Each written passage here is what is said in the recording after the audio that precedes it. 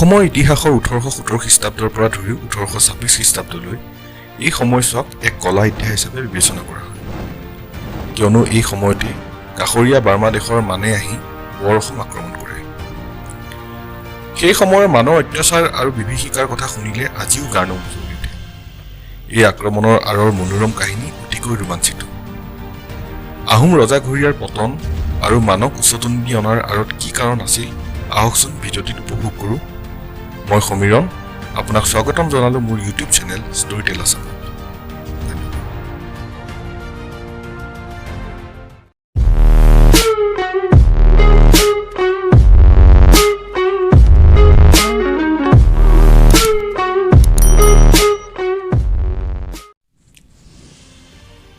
বিয়াশী খ্ৰীষ্টাব্দ যেতিয়া উজনি অসমত মোৱামৰীয়া বিদ্ৰোহে চৰম পৰ্যায় লাভ কৰিছিল সেই সময়তে আহোম সাম্ৰাজ্যৰ ৰাজধানী ৰংপুৰত গৌৰীনাথ সিংহই ৰজা হিচাপে শাসনভাৰ তুলি লৈছিল সেই সময়ত মণিৰাম দেৱানৰ এক লিখনি মতে ব্ৰহ্মপুত্ৰৰ পানী মোৱামৰীয়াসকলৰ তেজেৰে ৰাঙলি হৈছিল মোৱামৰীয়াসকলৰ ওপৰত চলা নিষ্ঠুৰ অত্যাচাৰৰ পৰিপ্ৰেক্ষিতত তেওঁলোকে দ্বিতীয়বাৰৰ বাবে আহোমৰ ৰাজধানী ৰংপুৰত আক্ৰমণ চলায় সেই সময়তে গৌৰীনাথ সিংহই ৰাজধানীৰ পৰা পলায়ন কৰি গুৱাহাটীত খোপনি পাতে আনহাতে ৰাজধানীৰ গোটেই দায়িত্বভাৰ পূৰ্ণানন্দ বুঢ়াগোহাঁইৰ হাতত ন্যস্ত কৰে কিন্তু পূৰ্ণানন্দইও বহুদিনলৈ মোৱামৰীয়াসকলক বান্ধি ৰাখিব নোৱাৰিলে অৱশেষত গৌৰীনাথ সিংহই সেই সময়ৰ ব্ৰিটিছৰ গভৰ্ণৰ জেনেৰেল লৰ্ড কৰ্ণৱালিছৰ ওচৰত সহায়ৰ ভিক্ষা মাগে ফলত তেখেতৰ অনুৰোধ স্বৰূপে ব্ৰিটিছে 360 জন জোৱানৰ সৈতে কেপ্টেইন ৱেলছক মোৱামৰীয়াসকলক দমন কৰিবলৈ অসমলৈ প্ৰেৰণ কৰে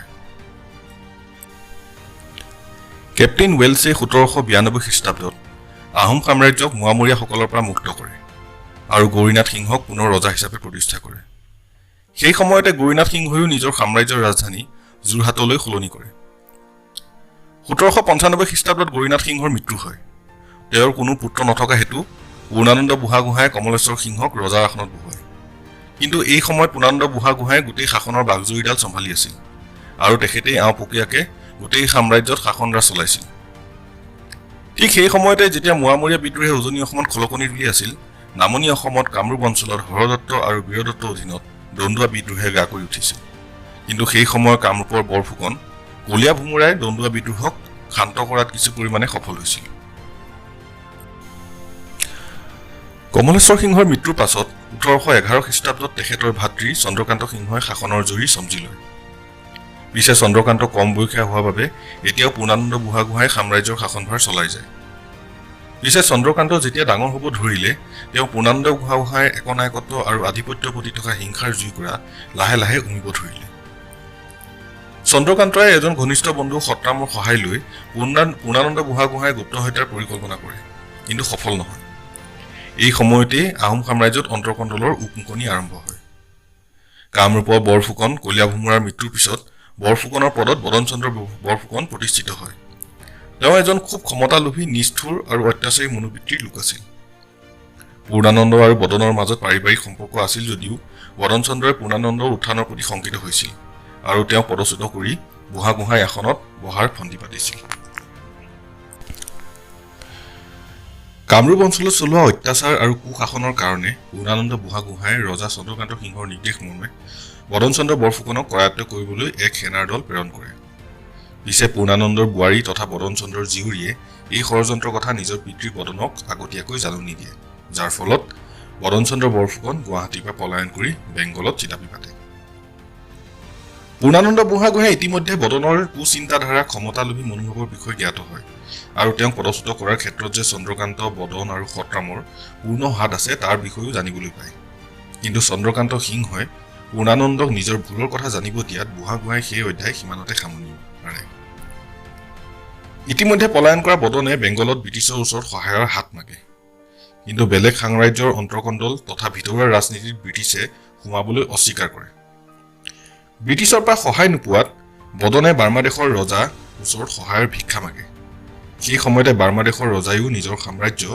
পশ্চিম দিশে বিস্তাৰ কৰাৰ যোজা চলাই আছিল বদনৰ জাতিদ্ৰোহী আহ্বানক বাৰ্মা দেশৰ ৰজাই ততালিকৈ আঁকোৱালি লয় আৰু প্ৰথমবাৰৰ বাবে মান দেশৰ ৰজাই অসম আক্ৰমণ কৰিবলৈ পৰিকল্পনা কৰে 1817 খ্ৰীষ্টাব্দত পোনপ্ৰথমবাৰৰ বাবে বাৰ্মা দেশৰ 16,000 সৈন্যই অসমৰ নামৰূপত পদাৰ্পণ কৰে ইয়াৰ আগজননী পাই পূৰ্ণানন্দ বুঢ়াগোহাঁই আহোম সেনাৰ 7টা গোটক মান সেনাক ৰুধিবৰ কাৰণে প্ৰেৰণ কৰে।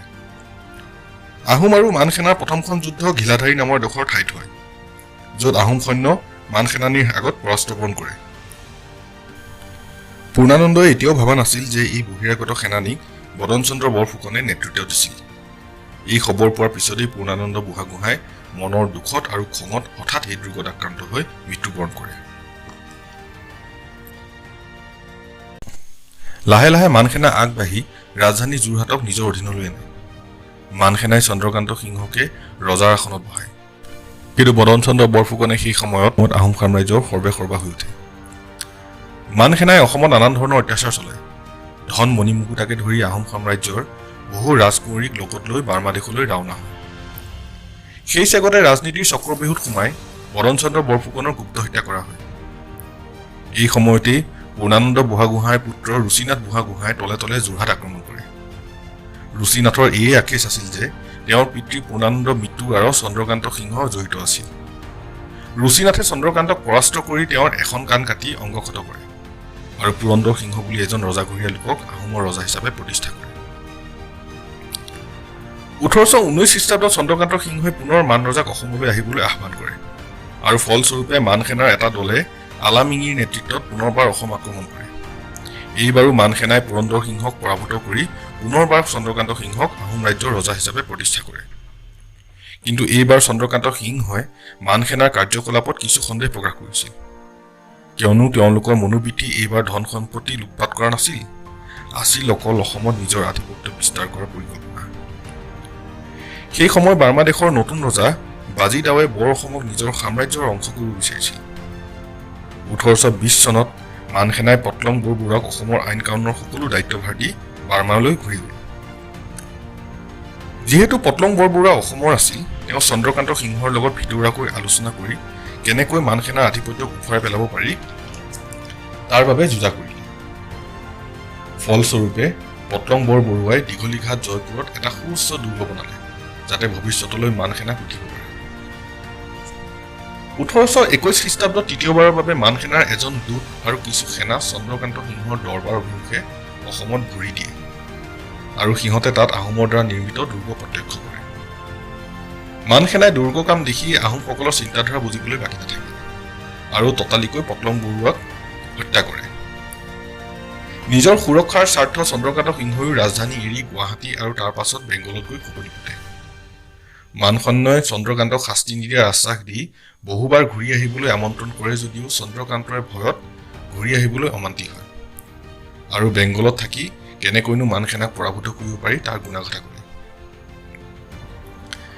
ইতিমধ্যে মান সেনাই চন্দ্ৰকান্ত সিংহৰ ঠাইত যোগেশ্বৰ সিংহ বুলি এজনক ৰজা হিচাপে ঘোষণা কৰে আৰু অসমত মানৰ শাসন আৰম্ভ কৰে। 1821 খ্ৰীষ্টাব্দৰ পৰা 1824 খ্ৰীষ্টাব্দলৈ মান সেনাই পোনপটীয়াকৈ অসম শাসন কৰিবলৈ লয়। এই মানৰ সময়তেই অসম ৰক্তাক্ত হয়, বহু পৰিমাণে কৰ মাচুল আদায় কৰা হয়। অসমীয়া নাৰীৰ সতীত্বৰ পৰা ধৰি সমাজৰ সকলো শ্ৰেণী মানুহৰ ওপৰত বৰ্বৰ নিৰ্যাতন চলায়। মানুহৰ অৰ্ধগলিত শৰীৰ আৰু ক্ষতবিক্ষত মৰাসহ কাউৰী শগুনৰ খাদ্য হিচাপে পৰিলক্ষিত হয়।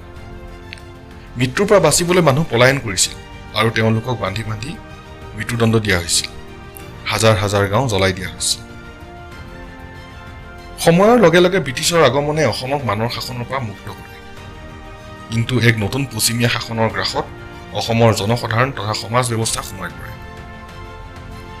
এই কাহিনীভাগ অসমীয়া সমাজৰ কাৰণে আজীৱন এক পাহৰিব নোৱাৰা কলা অধ্যায় হিচাপে বিবেচনা কৰা হয়। এই কাহিনীৰ আঁৰৰ বহু কথা হয়তো আচল ঘটনাৰ লগত মিল নাখাব পাৰে, কিন্তু ইয়াক আপোনালোকৰ আগত উপস্থাপন কৰাৰ একমাত্ৰ উদ্দেশ্য ইতিহাসে আমাক শিকাই যোৱা এক নীতি শিক্ষা সোঁৱৰাই দিয়া, যাতে আমি সকলো একত্ৰিত হৈ থাকো আৰু বহিৰাগত শক্তিক নিজৰ ওপৰত প্ৰভাৱ বিস্তাৰ কৰাত বাধা প্ৰদান কৰোঁ, যাতে কোনো শক্তিয়ে অসমৰ পবিত্ৰ ভূমিত মানৰ লেখীয়াকৈ পুনৰ কেতিয়াও শাসন কৰিব নোৱাৰে। ধন্যবাদ।